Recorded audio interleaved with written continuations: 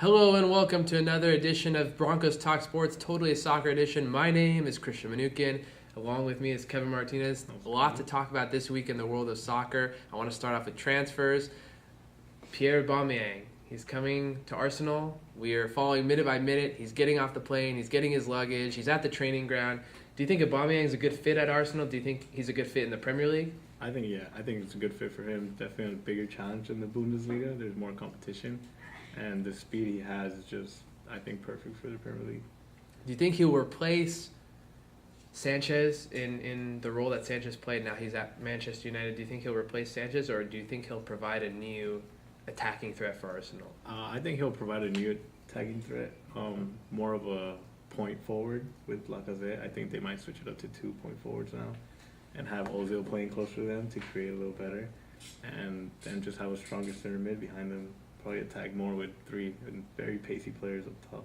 And now they have Henrik Mkhitaryan reuniting with his former Dortmund teammate Aubameyang, and that's going to be exciting for just even neutrals, because watching all that creativity and the speed and the pace with which they're going to play now, we hope, is going to be really exciting. Speaking of playmakers, I want to talk about an incident that happened earlier this week with Leroy Sane, who is one of Manchester City's attacking midfielders. He was taken down by a high tackle from one of Cardiff City's midfielders in their FA Cup tie, and he sustained ankle ligament damage. He's out for what they estimate to be 2 months.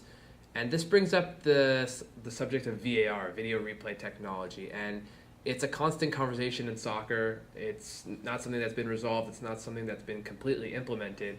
But do you think, Kevin, video replay is a good idea in soccer, and at what point does it become too much? At what point does the technology kind of overtake the beauty in soccer? I personally, it has its perks that help out a lot. I personally don't like it when it slows the game down a lot. So stopping every time there's a foul just to check if it's an actual foul, like, that just slows the game down too much. It makes it boring to watch for everybody.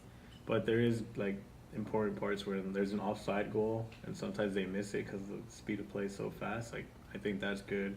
Oh, they're celebrating, the ref has time to go check. Or if there's a big foul and the medical staff comes in, they can check the foul and review the play, like Sane's play, and Right. give him a card, because I believe he didn't get a card at all. Like, He didn't just get a got card at foul. all. Yeah, I think that, well, I agree with you. I think video replay technology is hindering the game. You know, every other sport besides soccer has natural breaks and pauses in it. Football will have timeouts. Basketball will have timeouts, and, they have to inbound the ball. Baseball has innings, and there's different times where people can check replays and say, that was a play that shouldn't have happened, et cetera, et cetera. But with soccer, it's 45 minutes, break, 45 minutes, end of game. And there's no breaks in between that. And I think to insert those breaks kind of destroys what soccer is all about. Soccer has that free-flowing style that has never stopped for anything.